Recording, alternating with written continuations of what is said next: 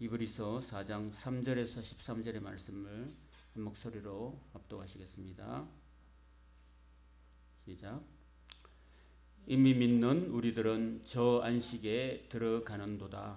그가 말씀하신 바와 같으니 내가 노하여 맹세한 바와 같이 그들이 내 안식에 들어오지 못하리라 하셨다 하였으나 세상을 창조할 때부터 그 일이 이루어졌느니라. 제7일에 관하여는 어딘가에 이렇게 일렀으되 하나님은 제7일에 그의 모든 일을 쉬셨다 하였으며 또다시 거기에 그들이 내 안식에 들어오지 못하리라 하였으니 그러면 거기에 들어갈 자들이 남아있거니와 복음 전함을 먼저 받은 자들은 순종하지 아니함으로 말미암아 들어가지 못하였으므로 오랜 후에 다윗의 글에 다시 어느 날을 정하여 오늘이라고 미리 이같이 일렀으되 오늘 너희가 그의 음성을 듣거든 너희 마음을 완고하게 하지 말라 하였나니 만일 여호수아가 그들에게 안식을 주었더라면 그 위에 다른 날을 말씀하지 아니하셨으리라. 그런즉 안식할 때가 하나님의 백성에게 남아 있도다.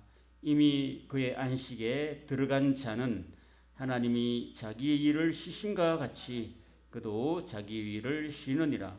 그러므로 우리가 저 안식에 들어가기를 힘쓸지니 이는 누구든지 저 순종하지 아니하는 본에 빠지지 않게 하려 함이라. 하나님의 말씀은 살아있고 활력이 있어 좌우에 날선 어떤 검보다도 예리하여 혼과 영과 및 관절과 골수를 찔러 쪼개기까지 하며 또 마음의 생각과 뜻을 판단하나니 지으신 것이 하나도 그 앞에 나타나지 않음이 없고 우리의 결산을 받으실 이에 눈앞에 만물이 벌거벗은 것 같이 드러나느니라. 아멘. 안식에 들어가기를 힘쓰라는 제목으로 하나님 말씀 함께 나누도록 하겠습니다. 오늘 봉독한 말씀 보면은 3장하고 연결되어 있어요. 3장에는 모세 시대 때 출애굽 1세대들이 믿지 않고 순종하지 않아서 안식에 들어가지 못했다. 그러면서 4장 1절에 들어보면 그러므로 우리 참 두려워하자. 혹시 너희 중에는 그때 당시에 이 히브리스를 받는 수신자들 가운데는 믿는 자 가운데서도 혹시 모르니까 혹시라도 믿음에 떨어지거나 유혹을 받아서 시험을 받거나 해서 하나님의 구원에 또는 안식에 들어가지 못할 자가 있을지도 모르겠다 하는 것을 염려하고 두려워하는 말씀을 주고 있는 거죠. 또 실제로 그때 당시에는 유대교로부터 많은 그런 유혹이란지 또 어려움이 있었을 뿐 아니라 그 네로 황제의 그 기독교에 대한 핍박이 동시에 주어졌기 때문에 사람들이 예수 믿는 것들이 이 일들이 굉장히 힘들고 또 여기서 떠날 위험들이 있었다는 거고 실제로 사람들이 떠나가고 있다는 소식을 이 히브리 기자가 들었기 때문에 이 말씀을 주시는 거죠. 그런데 그래서 이 히브리 기자가 뭘 부탁하냐면은 전에 그 출애굽했던 1세대들이 하나님 말씀을 정말 믿음과 결부시키지 못해서 결국은 안식에 들어가지 못했다. 그 얘기를 지금 자꾸 하고 있는 거거든요. 3장에도 하고 있고 4장에도 계속해서 동일한 말을 계속하면서 좀 두렵다. 그리고 또 그들처럼 그들이 걸어간 전철을 밟지 말자라고 자꾸 당부하는 거죠. 마치 선생님이나 부모님이 어린 자녀들이 잘못된 길로 갈까봐 그 노심초사하는 그러한 심정으로 주고 있는 말씀이라고 할 수 있는 것입니다. 자, 그러면서 3절에 오늘 읽었던 말씀 보면 이미 믿는 우리들은 저 안식에 들어간다 라고 이야기하고 있습니다. 그리고 그가 말씀하신 바와 같이 내가 노하여 맹세한 바와 같이 그들이 내 안식에 들어오지 못하리라 하셨다 하였으나 이렇게 말하면서 지난번에 말했던 시편 95편에 있는 말씀을 또 인용하는 거죠. 하는데 여기 시편 95편에 나오는 그 내 안식이라는 말이 있거든요. 내 안식이라는 것은 하나님의 안식이라는 거예요. 그 하나님의 안식이라는 것은 완전한 안식이잖아, 그죠? 완전한 안식에 그 출애굽한 1세대들이 들어가지 못했다는 말을 하고 있는 거죠. 그런데 중요한 것은 그들은 못 들어갔지만은 세상을 창조할 때부터 그 일이 이루어졌다고 말씀하는 것은 세상을 창조할 때 하나님이 6일 동안 천지 만물을 창조하시고 난 다음에 창조의 일을 하시고 7일째는 쉬셨거든요. 그래서 7일에 관해서 또 다음 절에 이야기하고 있는데 그 일이 이루어졌다는 것은 안식이라는 것이 하나님의 안식, 그러니까 내 안식으로 말하는 것이 그때 완전히 이루어졌다는 거죠. 그러니까 그 하나님의 안식이라는 것은 완전한 안식이고 우리 하나님의 백성들이 반드시 들어가야 할 그 안식을 말하고 있는 거라고 생각이 돼요. 그러면서 제 4절에 보면 제7일에 관해서 이야기합니다. 제7일은 바로 하나님이 들어갔던 안식, 완전한 구원의 날, 그날을 말하는 거죠. 근데 어딘가 이렇게 일렀으되 하나님은 제7일에 그의 모든 일을 쉬셨다 했다. 어딘가에 누군가가 이렇게 말했다는 거죠. 그때 당시에는 뭐 이렇게 두루마리가 성경돼 있기 때문에 뭐 어딘가에 했다는 거죠. 지금처럼 창세기 2장 2절이다 이렇게 말한 게 아니라 그때 두루마기 때문에 무슨 말씀이 있었다는 게 중요한 거지 몇 장 몇 절이 중요한 게 아니잖아요, 그죠? 죽음은 마찬가지도, 그죠? 그래서 제7일에 그의 모든 일을 쉬셨다 하였으며 또다시 거기에 그들이 내 안식에 또 내 안식이라는 말이 또 나오거든요. 그 내 안식이라는 말은 하나님의 안식이고 그 안식이라는 것은 완전한 구원을 말한다고 할 수 있는 것입니다.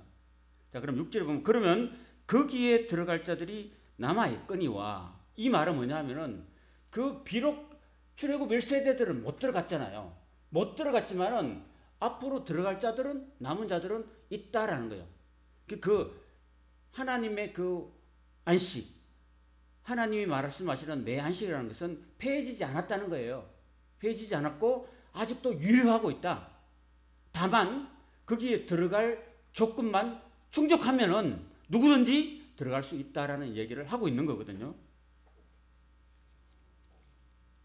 그래서 6절에 보면 거기에 들어갈 자들이 남아있거니와 9절에 보도 하나님의 백성에게 안식할 때가 남아있다라고 계속 같은 말을 하고 있거든요.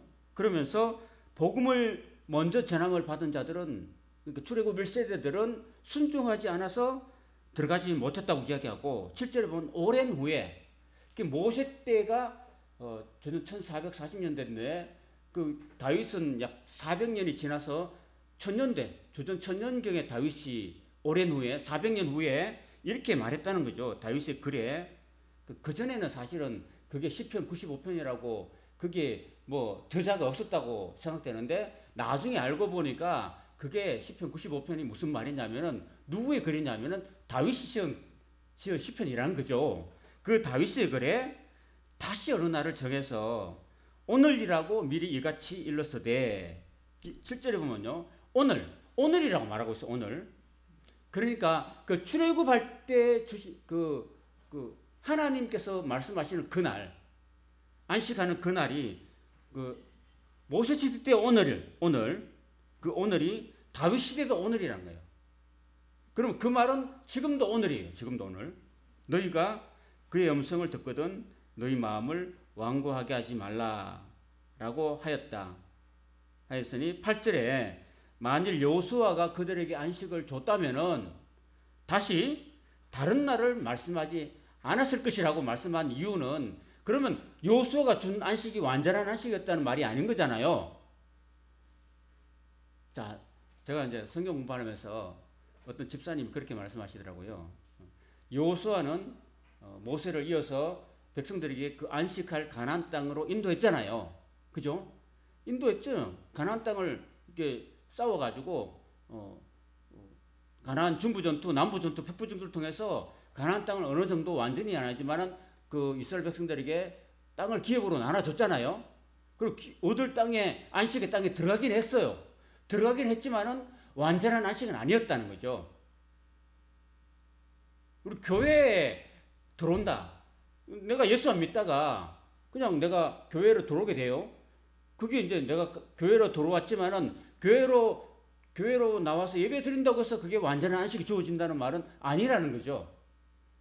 더 완전한 안식으로 더 완전한 하나님의 나라로 들어가려면은 더 하나의 과정이 있다라는 것을 이야기하고 있는 겁니다. 만약에 요소를 통해서 가나안 땅에 들어가는 게 사실인데 만약 들어가서 안식을 얻었더라면은 또 다른 안식, 예수님을 통한 안식은 뭐 얘기할 필요도 없는 건데 그래서 오늘 8절에 보면 만일 여호수아가 그들에게 안식을 줬더라면은 참 안식, 완전한 안식을 줬더라면은 그 후에 다른 날을 말씀하지 않았을 거라는 거예요.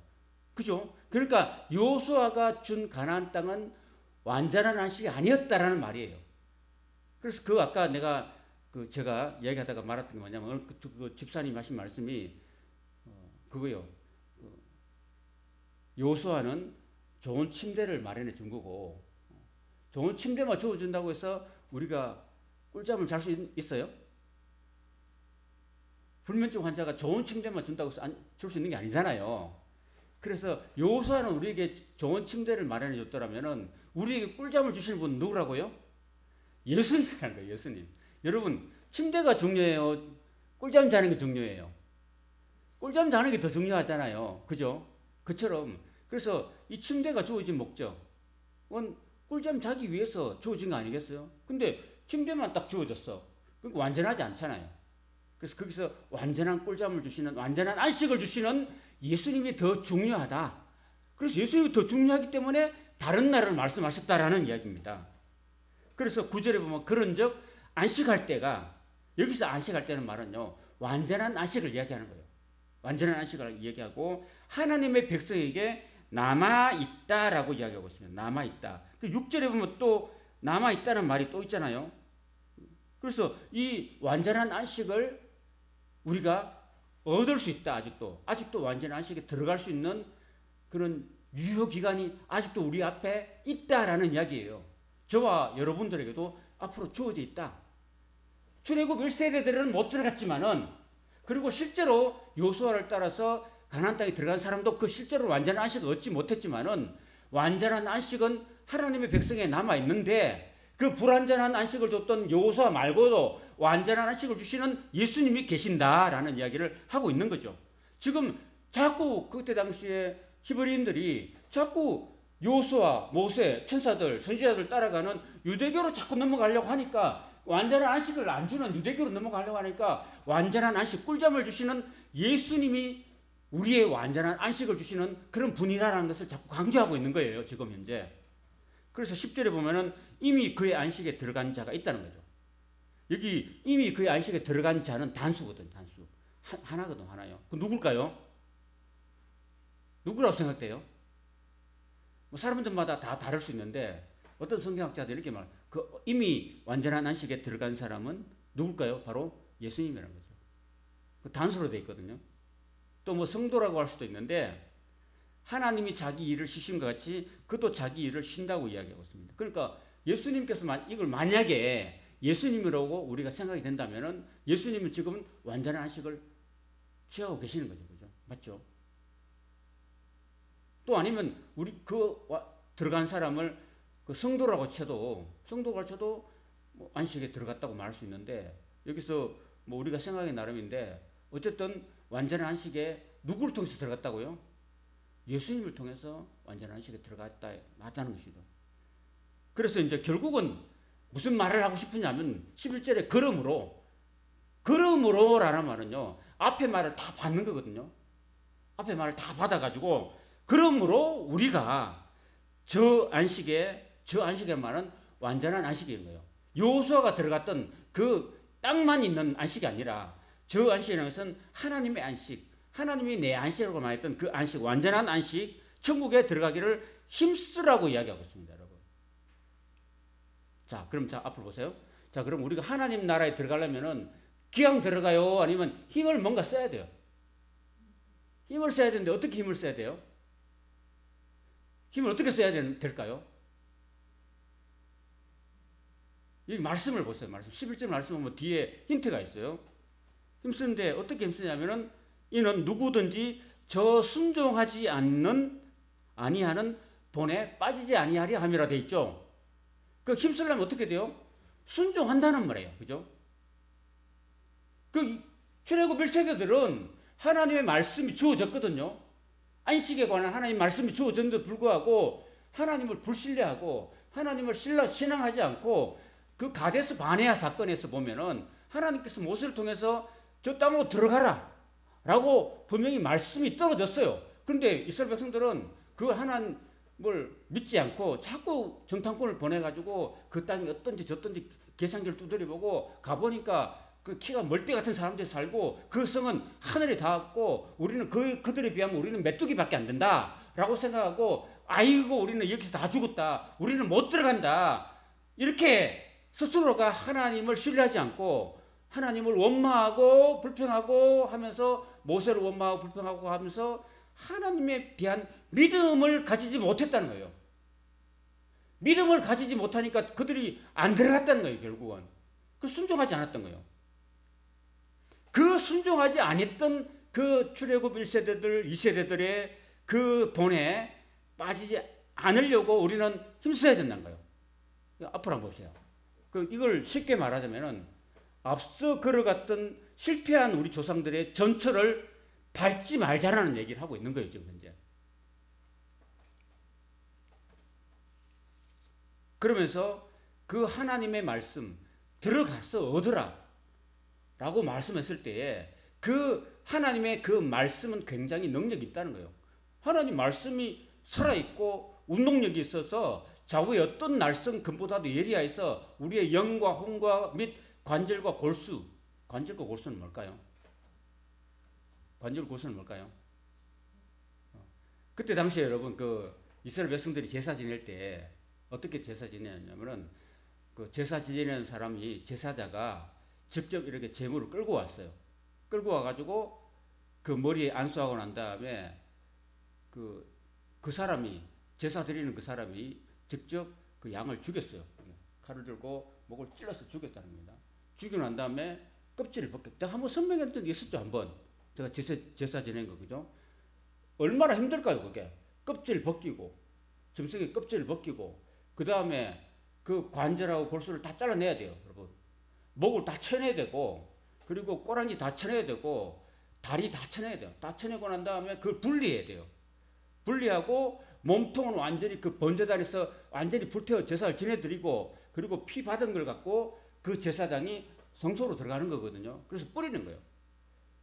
그런 걸 따진다면은 그 제사 드리는 사람이 그 제사 본인을 대신해서 그 짐승을 갈기갈기 다 찢어 넣는 거죠. 사실은 관절과 골수까지 다 찔러서 칼로 가지고 찌르거든. 칼로 가지고 찔러서 다 그냥 분리버려 다 내듯이 마치 그것처럼 하나님께서 하신 말씀이요. 그 정도로 정말 우리의 살아있고 생명력이 있고 활력이 있고 그리고 좌우의 날씨는 어떤 것보다 더 예리해서 우리의 혼과 영과 및 관절과 옥수를 찔러 쪼개기까지 한다는 말씀인 거예요. 그러니까 하나님의 말씀이 우리의 모든 사람을 세 등분을 하면 영이 있고 혼이 있고 육체가 있잖아요.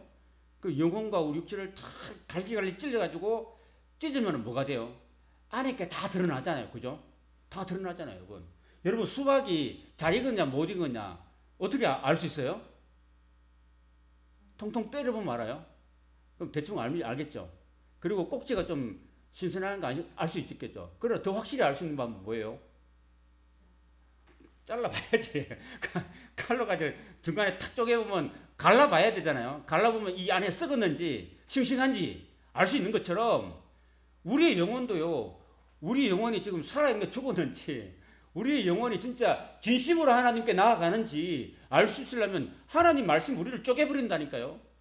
하나님 말씀이 우리를 마치 칼처럼 우리를 다 완전히 관절과 골수를 다 찔러보내가지고 그건 완전히 우리 자신을 드러낸다니까요. 하나님 말씀이. 그 정도로 하나님 말씀이 능력 있고 생명이 있고 뭔가 이렇게 역동적인 그런 말씀의 능력이 있다는 거죠. 그죠? 그리고 그 말씀을 우리가 붙들고 나가야 된다는 겁니다. 여러분. 하나님 말씀 하면은 믿고 나가면 된다는 거죠, 결국은. 자, 다시 정리할게요. 자, 그 11절에 자, 앞으로 보세요. 우리가 그러므로 하면서 결론적으로 저 안식에 들어가기를 힘쓰라 그랬잖아요. 힘쓴다는 게 뭐예요? 그러면서 뒤에 이어지는 말들이 뭐예요? 순종하지 아니하는 본에 빠지지 말라고 그랬잖아요. 그럼 순종하지 않았던 사람은 왜 순종하느냐면은 그 말씀과 하나님의 그 살아있는 말씀과 자신들의 믿음이 결부시키지 않았다고 제가 지난주에 말씀드렸잖아요. 그 하나님 말씀을 안 믿은 거지. 하나님 말씀이 얼마나 살아있고 운동력이 있어서 좌우의 날선 어떤 금보다 예리하고, 그래서 우리의 영과 혼과 및 관절과 골수를 찔러 쪼개기까지 하는 그런 살아있는 우리의 모든 패배를 다 드러내는 그런 능력 있는 말씀이라는 것을 안 믿는 거죠. 안 믿으니까 그냥 그 말씀 적혀버리고 자꾸 자기 눈만 보고 자기의 상식만 믿고, 그리고 하나님 말씀에 순종하지 못하는 거죠, 결국은. 그러니까 결국은 안식에 못 들어간다는 거죠. 하나님 안식에. 하나님 안식에 들어가는 거는, 완전한 하나님 나라에 들어가는 거는 하나님 말씀, 살아있는 하나님 말씀을 주시면은 믿고 가면 된다는 거죠. 나보면 안 돼요. 하나님 말씀 보고 가야지. 제가 그때 지난주도 얘기했잖아요. 예수님이 물 위로 걸어오라 그러면은 인간적으로 불가능한 일은 사람이 물방개가 아닌데 어떻게 바다 위로 걸어가요? 그냥 잔잔한 수영장도 못 걸어가는데 어떻게 풍랑이고 파도치는 그 바다를 어떻게 예수님이 향해서 걸어갑니까? 불가능한 일이지만은 예수님이 하신 말씀이기 때문에, 하나님이신 예수님께서 오라고 했기 때문에 오라는 말씀 붙들고 그 말씀이 살아있는 역사하는 말씀이기 때문에 보고 믿고 가면 되는 거죠. 그죠? 근데 왜 실패했습니까? 베드로가 예수님 안 보고 말씀 까먹고 그 환경을 바뀌어 자기한테 막 덮치는 그 파도와 바람이 확 몰아치고 하는 거 보니까 그만 그냥 물에 팍 빠져들어가 버리잖아요. 그게 우리 인간이라니까요. 그래서 여기 12절과 13절에 보면요, 하나님의 말씀이 정말 살아있는 말씀이다 라는 것을 우리가 받아들이고, 적어도 이 안식에 들어가는, 우리에게 구원을 주시는 안식이라는 참 완전한 안식, 참 구원을 주시는 하나님의 말씀, 하나님 말씀은 다 제가 그 3장 4장 그 2절에 보면 그들도 우리와 같이 복음을 받았다 그랬잖아요. 그리고 들은 바 그 말씀이라 그랬잖아요. 그 말씀. 그러니까 하나님 우리에게 주신 모든 말씀들은 다 복음이고, 그리고 그 말씀 하나하나가 다 생명이 있다는 거죠. 그래서 앞으로 보세요. 그 예수님께서 뭐로 창조했냐? 하나님이 천지 창조를 하실 때 말씀으로 창조했다 그랬거든요. 말씀으로 하나님이 천지 만물을 창조했다고 말씀하시잖아요. 그 말씀이 뭐냐면은 말씀이 곧 하나님이라고 요한복음 1장에 말씀하시거든요. 그러니까 우리는 이 말씀이라는 게 정말 우리가 붙들어야 된다. 그 말씀 자체가 또 예수님이래요.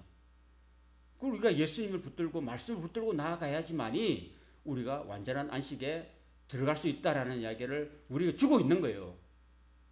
그러면서 이제 14절부터 16절까지는 이제 그 말씀이신 예수님이 과연 어떤 분인가? 우리가 붙들어야 될 말씀이신 예수님이 과연 어떤 분인데 우리가 그 분을 우리가 붙잡고 그분을 통해서 은혜의 보좌로 담대히 나가야 될 것인가 하는 것을 이 히브리 기자가 이야기하고 있어요. 14절을 같이 읽어보겠습니다. 크게 시작. 그러므로 우리에게 큰 대제사장이 계시니 성천하시니 곧 하나님의 아들 예수시라. 우리가 믿는 도리를 굳게 잡을지어다. 15절 16절 계속 읽읍시다. 우리에게 있는 대제사장은 우리의 연약함을 동정하지 못하실 이가 아니요 모든 일에 우리와 똑같이 시험을 받으신 이로되 죄는 없으시느니라. 그러므로 우리는 긍휼하심을 받고 때를 따라 돕는 은혜를 얻기 위하여 은혜의 보좌 앞에 담대히 나아갈 것이니라 그랬습니다. 여러분. 자, 이거는요, 우리가 지금 이거 읽으면은 별 감흥이 없죠. 근데 유대인들이 보면 이거는 정말 놀라 기절초풍할 말이에요. 사실은 유대인들은 하나님께 어떻게 나간 줄 아세요? 여기 그 예수님을 뭐라고 칭하고 있습니까? 14절에 우리에게 뭐가 있다고 그래요? 큰이라고 이야기했죠. 큰 대제사장이라고 했죠. 그죠? 자, 앞으로 보세요. 이 구원을 얻기 위해서, 참 안식, 구원을 얻기 위해서요. 여기서 이 히브리 기자가 우리에게 제시하는 방법은 뭐냐면은 하나님 앞에 나아간다는 거예요, 여러분. 여러분, 유대교식으로 말하면 구원이 뭐냐고 하면요. 구원이 하나님 나라에 들어가는 것보다도 1차적으로 유대식으로 말하면은 인간은 죄인이라는 거거든요. 인간은 죄인이기 때문에 하나님께 나갈 때는 내 죄를 대신해서 내 대신 피를 흘릴 수 있는 짐승이 필요해요. 그게 제물이거든요. 제물을 갖고 본인이 제사자가 아까 내가 설명한 처럼 이렇게 본인이 다 짐승을 죽이고 그 피를 받아가지고 그 피 가지고 나가는 거거든요. 그래서 내 죄가 그 짐승의 머리에 안수해가지고 내 죄가 그 짐승으로 옮겨지는 거예요. 옮겨져서 그 짐승을 죽이는 거예요. 그 짐승을 죽여서 피를 흘려가지고 그 피를 갖고 하나님께 나가는 거죠. 하나님께 나가는데 그걸 피를 갖고 하나님께 나가는 사람이 누구냐면 제사장이거든요. 제사장인데 이스라엘 백성들은 제사를 1년에 여러분 그 속죄 제사를 언제 드렸느냐? 언제 드렸냐면요. 1년에 한 번 드렸어. 한 번. 7월 10일 대속죄일에 그 제사를 드릴 때 여러분 성막의 구조를 보면요. 바깥뜰이 있어요. 바깥뜰. 이방에 뜰이 있고 그 다음에 번제당이 있고 그 다음에 성소가 있고 성소가 첫 장막이고 그 성소 다음에 그 휘장이 있어요. 휘장이 있고 휘장 뒤에 둘째 장막 지성소가 있어요. 그 지성소에 하나님 계시거든요. 근데 하나님 계시는데 그 지성소에 휘장이 있거든요. 휘장이 있는데 그 휘장으로는 누구나 들어갈 수 있는 게 아니고 아무나 들어갈 수 있는 거고 대제사장 한 사람밖에 없는 대제사장이 한 번 들어가 1년에 7월 10일 대속절에 한 번 들어가는데 들어갈 때 어떻게 들어가냐면요. 이 몸에 방울 달아요. 다리에다 방울 달아요. 방울 달고 그 다음에 이제 몸에다가 밧줄을 묶어요. 밧줄을 묶어가지고 들어가요. 왜 그렇게 하는 줄 아세요? 왜 방울을 다는 줄 아세요? 딸랑딸랑 거리면 그 살아있다는 증거잖아요. 안에서. 그죠? 근데 딸랑딸랑 소리가 안 나. 그럼 어떻게 되는 거예요? 죽은 거지. 근데 그 대제사장이 한 번 들어가는데 그 대제사장이 자기가 스스로 죄가 있으면 하나님 앞에 죽어버리거든요. 그 안에서. 그러면 그 안에 아무도 못 들어가거든요. 아무도 못 들어가. 그럼 어떻게 시체를 꺼내겠어요? 시체를 꺼내면 어떻게 돼요? 묶어야지. 바깥으로 묶어요. 그래, 죽었으면 이제 끄집어내야지, 줄로. 그렇게 한 거거든요. 그렇게밖에 하나님 앞에 나아갈 수 있는 길이 없던 거예요. 옛날에 제사. 그래서 그 하나님 앞에 나아가는 거. 하나님께 나아가지고 하나님께서 그 피를 받아주실 때 비로소 이스라엘 민족들의 죄가 사해지는 거고 개인의 죄가 사해지는 거예요. 여러분. 그래서 하나님께서 그 얼굴을 봐주시는 거. 그게 바로 구원이거든요. 하나님하고 관계가 회복되는 거. 하나님께서 그 얼굴을 봐주시면 그 구원이에요. 근데 하나님 얼굴을 돌려버리시면 외면하시면 그 구원이 아닌 거예요. 그 예가 어디 있냐면 창세기 4장에 있어요. 창세기 4장에 하나님께서 그 아담의 아들이었던 가인과 아벨이 있거든요. 아담의 첫째 아들이 가인이고 둘째 아들이 아벨이거든요. 근데 하나님께서 세월이 지난 후에 가인과 그 제물은 안 받았고 아벨과 그 제물을 하나님 받으셨거든요. 제사를 처음으로 드린 제사였는데 그 가인과 그 제물을 하나님이 안 받았다는 것은요. 그 제물을 안 받았다는 것은 하나님이 외면해 버린 거예요. 외면. 하나님이 그 제물을 외면했다는 거예요. 그게 안 받았다는 거예요. 그 제사를. 그러니까 그 가인과 그 제물 안 받았던 그 자체가 하나님 앞에 죄 용서를 받지 못했던 거고 구원받지 못했다는 증거거든요. 자, 그 제사를 비교해서 오늘 여기 14절부터 16절까지 하는 제사를 보면요. 여기 잘 보세요. 그때는 아론의 그러니까 그 제사장을 뽑는데 누구 뽑나요? 다 뽑는 게 아니고 그 레위 지파 그러니까 야곱의 12아들 중에서 그 셋째 아들이었던 둘째 아들 르우벤, 시몬, 레위 셋째 아들은 레위 지파는요. 레위 지파를 따로 구별해 가지고 레위 지파 중에서 아론의 자손을 통해서 대제사장이 이어지게 했거든요. 그러니까 아무나 대제사장이 될 수 없는 거예요. 하나님께서 딱 구별해 준 사람만 대제사장이 될 수 있는 거예요. 그 자손들만 될 수 있는데 자 보세요. 그런데 지금 우리 큰 대제사장이 있다고 해요. 대제사장에서도 큰이라고 붙여요. 큰. 그러니까 그 아론 자손들 대제사장 이런 거가 잽이 안 된다는 거예요. 큰 대제사장 예수님이. 그리고 어디로 어떻게 했다고 그 대제사장이요? 성천했대요. 성천했다는 뭐입니까? 하늘로 올라갔다는 말이 그죠. 근데 그때 당시 아론 제사장은 어디에 있는 제사장이에요? 땅에 있는 거잖아요. 그죠? 자, 그러면 땅에 있는 대제사장하고 하늘에 있는 우리 예수님이라는 큰 대제사장은 이게 비교가 돼요, 안 돼요? 안 되는 거잖아요. 우리 예수님은 하늘에 성천하신 대제사장이에요, 여러분. 그리고 아론은 사람의 손으로 지은 성막에서 대제사장 역할을 했지만은 예수님은 사람의 손으로 짓지 않은 하나님이 지으신 하늘의 성소에서 대제사장이 되셨다는 말을 하고 있는 거죠, 지금 현재. 그리고 그분이 바로 하나님 아들 예수라고 이야기하고 있습니다. 그거 우리가 믿는 신앙 고백, 우리가 믿는 도리의 대제사장. 그리고 이제 그 히브리의 다른 기사 보면요, 믿음의 주요 온전케 하시는 예수를 바라보자 이렇게 말하고 있거든요. 자, 그 말은 무슨 말이냐면은 믿음의 주요라고 할 때 그 스타트 한다는 거죠. 믿음의 주요 할 때는 그 말 속에는 스타트 한다는 말이 있고요. 온전케 하신다는 말은 끝맺는다는 말이에요. 그 우리의 믿음의 시작과 끝을 누가 주장한다고요? 예수님이 주장한다는 거예요. 그래서 우리의 믿음의 주요 온전케 하시는 예수를 바라보자고 얘기한 거는 우리가 오직 우리의 믿음의 근거를 어디에 둔다는 말이에요? 예수님께 둔다는 거예요. 예수님께 둔다는 거예요. 그래서 결국은 그 출애굽 1세대가 믿지 않고 순종하지 않아서 그 안식에 못 들어가는 걸 이야기하면서 결국은 우리가 정말 믿고 들어가야 될 그 대상, 정말 우리가 믿어야 될 대상이, 정말 붙들어야 될 대상, 우리가 참 안식과 구원을 주시는 그분이 누구냐?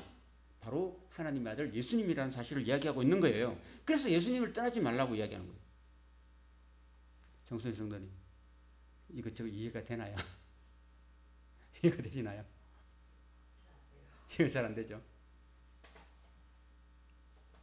자, 그래서 우리가 믿는 도리를 굳게 잡으라. 어쨌든 예수님을 붙들어야 된다 이 말입니다, 여러분. 딴 거 생각하면 안 돼요. 인간을 생각하면 안 돼요.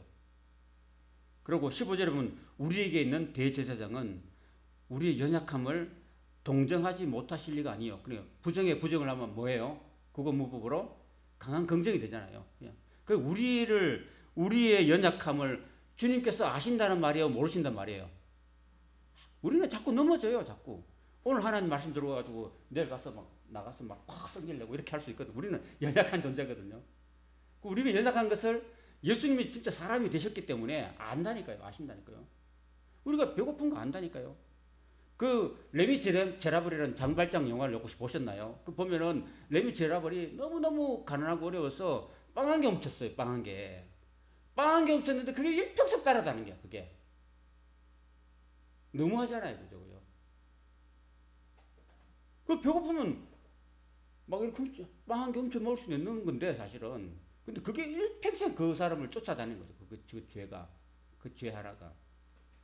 우리는 이렇게 그 배고픔을 느끼고 또 때로는 잠을 자야 되고 때로는 또 고민해야 되고 또 우리 가정 살다 보면 이런저런 어려움 당하면은 아프고 또 고통스러운 거 마음의 고통과 이런 거 다 겪는 자잖아. 그 예수님이 다 겪었다니까요. 예수님이 우리 인간이 겪을 수 있는 모든 것들을 사람이 되셨기 때문에 다 겪으신다. 그래서 우리를 가장 잘 이해해 주신다는 분이고 결국 우리는 예수님은 그 십자가에서 몸짓고 피 흘려 죽으신 죽음의 경험과도 예수님은 했다는 거예요. 저와 여러분 아직 안 죽어봤잖아요. 그죠? 맞죠? 안 죽어봤잖아. 근데 예수님은 죽어보셨잖아요. 예수님은 죽음도 경험하셨고 그리고 다시 부활하시는 부활도 경험하셨고 그 예수님은 우리의 모든 연약함을 다 동정하시는 분이시라는 이야기를 하고 있는 거기 때문에 그 말은 뭐냐면은 우리를 도우실 수 있다는 말이에요. 그리고 우리가 누구를 붙들어야 되느냐? 우리가 힘들고 어려울 때, 우리가 세상 살다 보면 이런 일 저런 일, 아픈 일 힘든 일 겪을 때 우리의 모든 아픔과 힘든 걸 다 헤아려 주시고 이해해 주시고 어루만져 주실 수 있는 그런 분이시라는 사실을 이야기하고 있는 거예요. 지금 예수님이. 이 모든 일에 우리와 똑같이 시험을 당하셨대 죄는 없다라고 말씀합니다. 그 예수님은 우리는 시험 당하면 죄를 지을 수 있잖아요. 아까 그 장발잡처럼 배고프면 우리 훔쳐가지고 죄를 지을 수 있지만은 예수님은 죄를 안 지신 분이거든요. 그 예수님은 완전한 대제사장이다. 자 보세요. 그 제사장이라는 말이 무슨 뜻이냐면요. 라틴어로 하면 폰티펙스인데요. 폰이란 말 무슨 뜻이냐면요.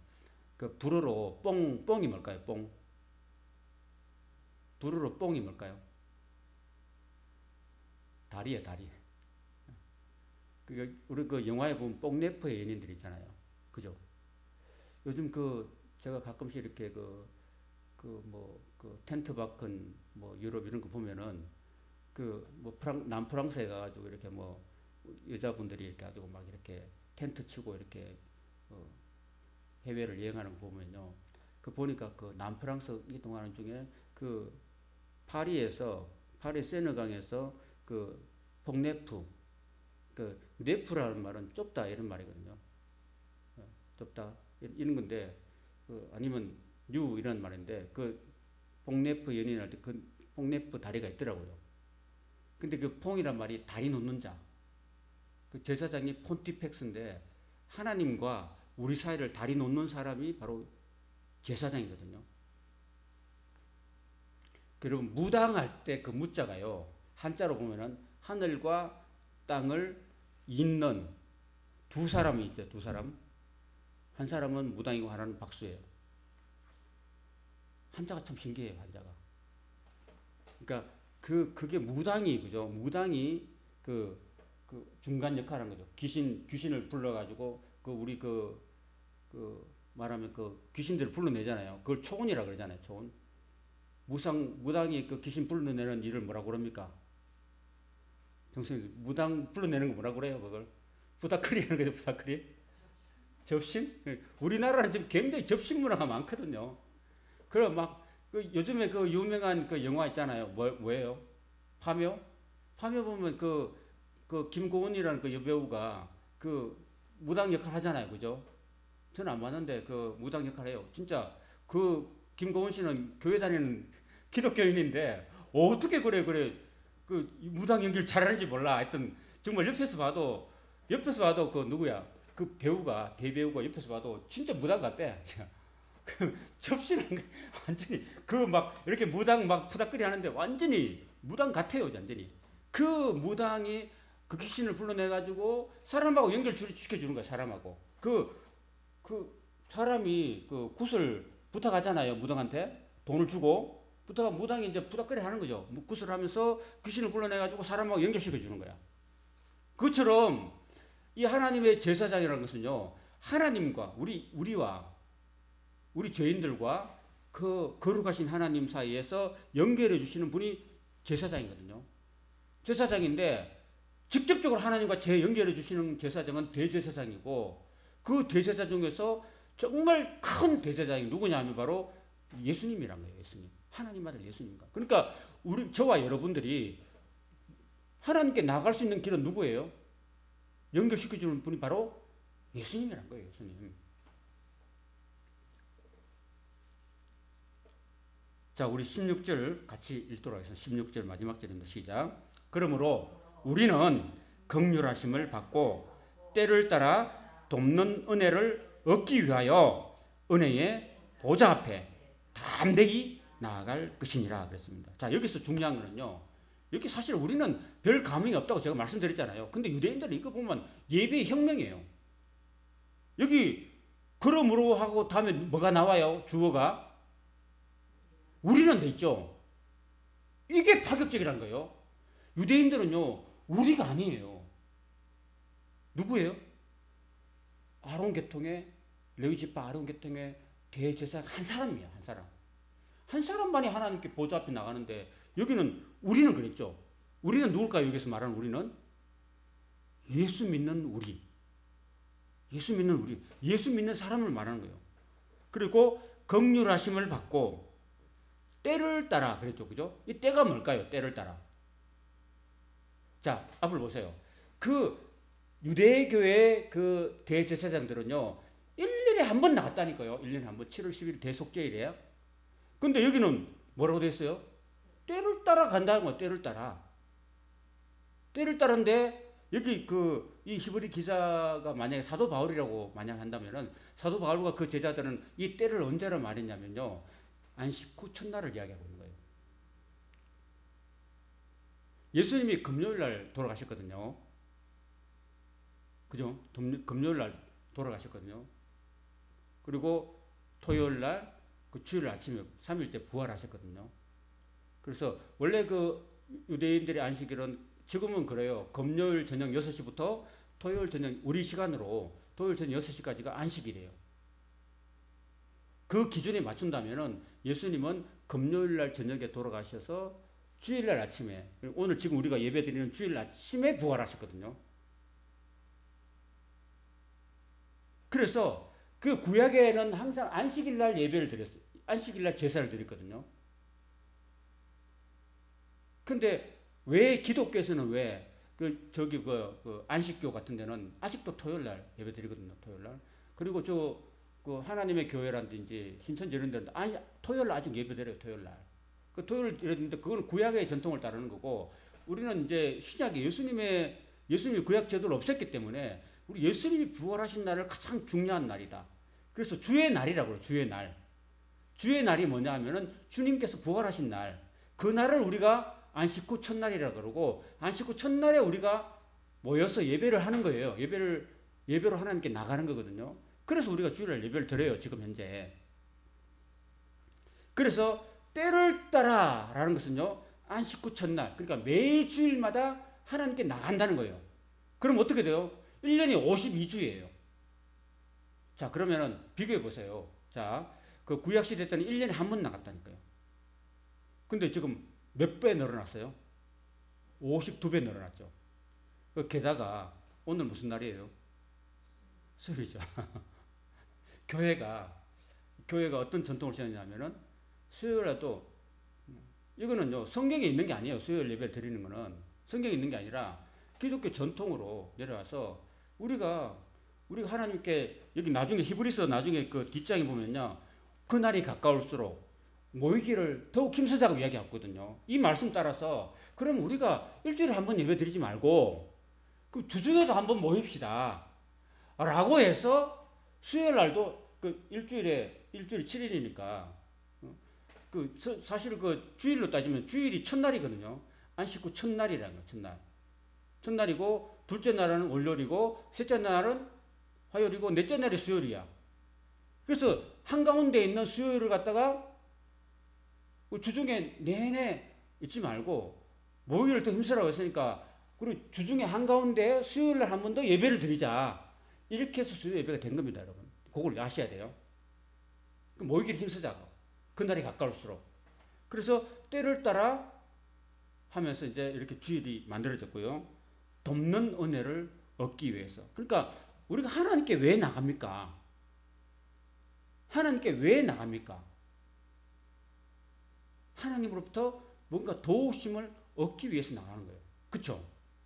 하나님께 구원을 얻고 또 하나님께 기도를 아뢰고 우리 살다 보면 힘든 게 많잖아요. 기도할 제목이 많잖아요.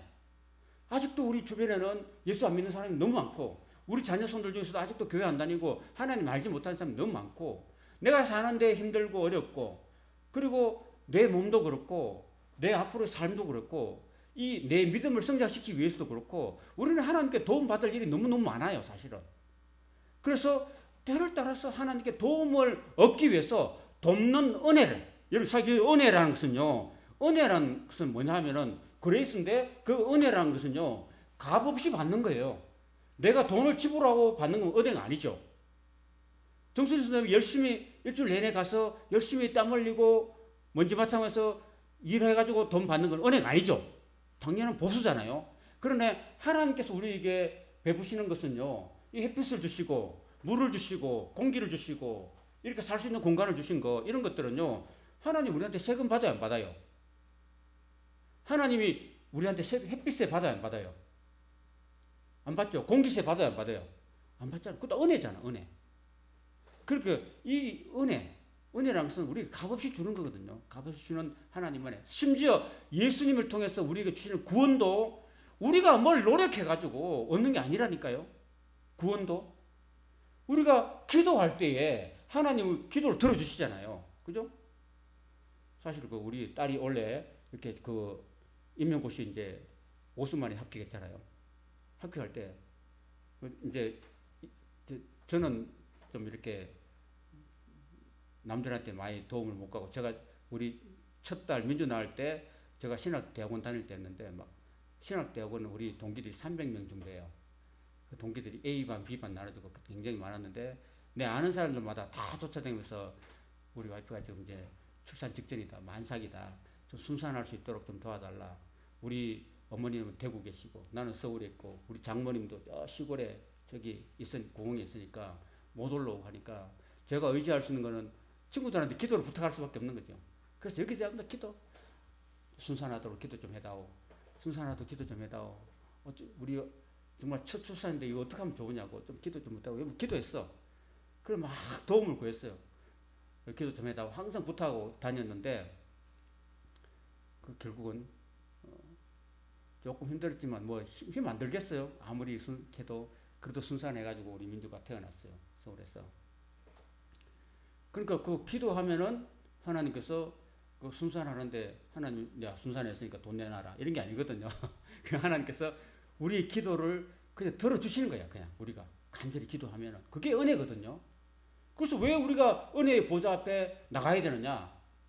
기도 제목이 있으니까 나가는 거죠. 그 다음에 은혜의 보좌가 뭘까요? 은혜의 보좌.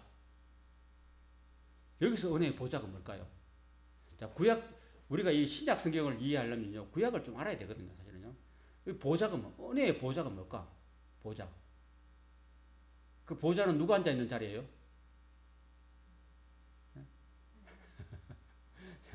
틀려도 좋아. 하나님이 앉아있는 곳이 보좌거든요. 그러면 구약의 제도에서 보좌는 어딜까요? 구약의 제사를 드릴 때 성전에서 보좌는 어딜까요? 지성소에 그 법궤가 있는 그 두 그룹이 딱 감싸고 있는 그 중간이 그 시온자라고 그래요. 시온자. 거기가 하나님이 앉아 계신 자리. 법궤 뚜껑이 바로 보좌거든요. 그 법궤 뚜껑에 누가 나간다고요? 1년에 한 번 대제사장이 나간다. 그게 은혜의 보좌에 나간다는 거예요. 근데 지금은 예수님이 뭐라고 그래요? 예수님 지금 어디로 올라갔어요? 하늘 성소로 올라가 버린 거죠. 하늘 성소로 올라가 버렸잖아요. 그럼 우리가 은혜의 보좌에 나간다는 것은 어디로 나간다는 거예요? 땅에 있는 그 옛날에 그 구약 제소 때 그 성막의 보좌가 제성소가 아니라 어디로고요? 하늘 보좌로 가는 거예요. 우리가 지금 예배로 나가는 거는요. 하늘 보좌로 나가는 거예요. 하늘 성소 보좌로 나간다는 겁니다. 거기 보좌 누가 계신다고요? 예수님이 계시고 예수님은 대제사장이고 그 기도를 받으시면 누구라고요? 하나님이시죠. 하나님 아버지. 예, 담대히 나간다는 거예요. 담대히. 이 담대히라는 뜻이 있는데요. 구약의 제사장들은요. 그 방울 달고 들어갔잖아요. 제가 방울 달고 들어간 이유를 제가 설명해 드렸죠. 좀 전에. 그죠? 왜? 죽으니까. 두렵고 떨림으로 나갔다는 거예요. 제사장은요. 대제사장은. 근데 예수님이 자신의 몸을 열어가지고 대제사장이 되어가지고 나갔잖아요. 자, 그럴 때, 자, 마태복음 보면 예수님이 십자가에서 다 이뤘다 하고 돌아가셨거든요. 그 순간에 무슨 일이 일어났냐면요. 그 지성소의 휘장이 위에서부터 아래로 확 찢어졌습니다. 여러분, 두 갈래로 찢어졌습니다. 그 말은 뭐냐 하면요. 1년에 한 번 대제사장이 나가는 그 길을 예수님이 자신의 몸을 찢어가지고 그 휘장의 길을 확 열어버렸다는 겁니다. 그래서 우리는 그 하나님 앞에 이제 두렵고 떨림이 아니라 어떻게 나간다고요? 담대히 생명을 보장해 주셨어요. 이제 하나님께 나갈 때 생명을 보장해 주기 때문에 우리는 죽을 염려가 없기 때문에 하나님 앞에 담대히 나갈 수 있다라는 이야기를 하고 있는 거예요. 자, 더 플러스 이제 담대히 나가는데 더 나가서 이제 하나 더 유익한 건 뭐냐면요. 하나님이 담대히 나가는 사람들에게 뭘 주느냐면 이제 보너스까지 주시는 거예요. 하나님은 그를 찾는 자에게 상 주시는 이심을 믿어야 할지니라 이렇게 되어 있거든요. 우리가 이제는 하나님의 은혜의 보좌 앞에 담대히 나갈 때 하나님과의 관계가 회복되고 하나님이 우리의 얼굴을 봐주시고 우리의 죄를 다 씻어주실 뿐 아니라 우리가 하나님께 나갈 때 하나님을 찾고 하나님을 구하고 하나님께 기도하고 하나님의 도우심을 구할 때 하나님 우리한테 뭘 주신다고요? 상을 주신답니다. 상을. 그러니까 이게 예배의 혁명이라는 거예요. 예배의 혁명. 자, 결국은 우리가 참 안식을 얻는다는 거 그것은 결국은요 우리가 하나님 앞으로 나가는 거예요. 하나님 앞으로 대제사장 예수님을 통해서 예수님이 교회의 머리가 되시고 우리는 그의 몸이 됐으니까 이제 예수님이 대제사장에서 그 성큼성큼 하나님 앞으로 나가거든요. 그러면 우리는 자동 패스인 거예요. 우리는 예수님 몸이니까 예수님의 일부가 되어서 하나님 앞에 직접 나가는 거죠. 그래서 하나님께 나가서 때를 따라서 돕는 은혜를 구하고 그래서 결국은 우리가 예수님을 통해서 완전한 안식, 완전한 구원으로 나갈 수 있다. 그러니까 결국 뭐냐? 딴 데 가지 말고 진짜 예수님을 끝까지 놓지 말고 붙들어라 라고 우리에게 당부하고 있는 겁니다. 이제 5장에는 그 예수님이 과연 어떤 분인가 그 예수님이 어떻게 해서 대제사장이 되셨는가 하는 것을 말씀하고 있습니다. 오늘은 여기까지 하겠습니다. 여러분 다시 정리하자면요. 여호수아는 그냥 불완전한 침대를 주셨고 예수님은 완전한 안식을 주시는 꿀잠을 주시는 그런 분이시다. 그 예수님 붙들고 우리가 하나님 앞에 날마다 담대히 나가서 은혜의 보좌 앞에 담대히 나가서 완전한 안식과 또 은혜를 받아 누리시는 저와 여러분 되시길 주님의 이름으로 축원합니다.